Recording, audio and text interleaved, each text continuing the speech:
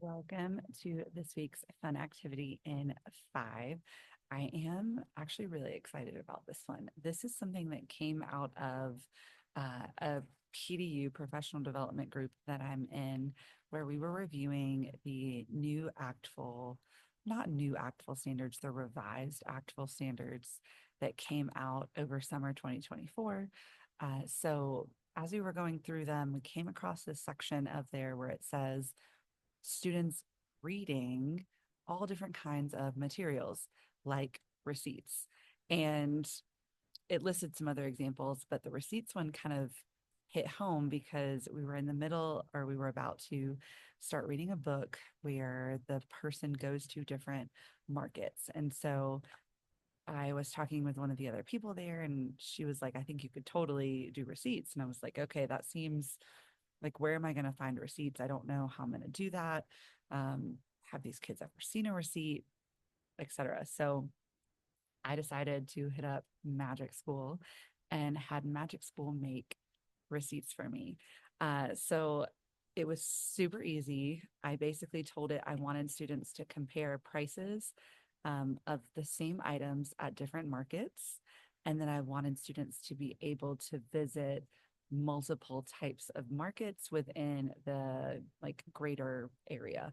And I wanted students to be able to compare and contrast who received the best price, who was able to haggle for the best price.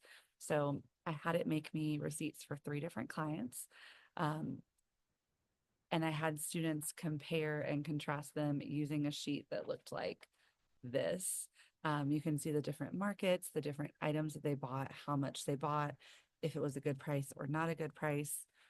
So you could go back through and compare and contrast. Um, the nice thing about this, we called it authentic adjacent materials. They're not real receipts. However, they do have a lot of components that a real receipt would have. For example, there is the name of the place, the address, the tax identification number, which is something we don't really have in the US, but Colombia is where we were doing this. That does exist. It's got a receipt number. It's got the date written the way the date would be written if this person had really gotten a receipt in Colombia because it's written with the day and then the month. It's got the different items that they would have purchased. It's got the amount of the item price, the total price, and the total cost of all of the items. So what we did is we kind of looked at what this meant. Um, what is this thing at the top? Oh, that's the name of the store. Okay, what is this piece right here for why is the 15 months? Oh, wait, no, it's backwards. We looked through this part independently. So we went over this. We talked about how it has a total price. We talked about what this currency is on their paper.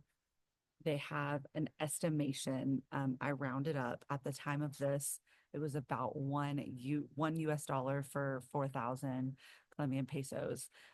Rounded it up for them, and then I handed them this and told them they needed to figure out who got the best price. I did not tell them about the item price. I did not tell them that if they take the item or they take the total and divide it by the number that they got, they get this number. Many of them figured that out very quickly on their own. So it was a little bit of critical thinking, a little bit of math, a little bit of life skills, but they were able to walk away being able to determine what prices people paid, who got the best deal in individual items and overall. Um, and it was just a great, authentic, adjacent activity to be working with receipts. If you would like to use these receipts from the Mercados, I'm going to drop the link to this sheet and the receipts in the comments of this video. Would love to hear how you're using it with your class. If you think, I don't want to do Columbia, I want to do something else, head to Magic School, type in that prompt. It will come up with this for you, and you can do receipts for anywhere and everywhere that you would like to go with your students. I hope that you enjoyed this week's edition, and I will see you next time.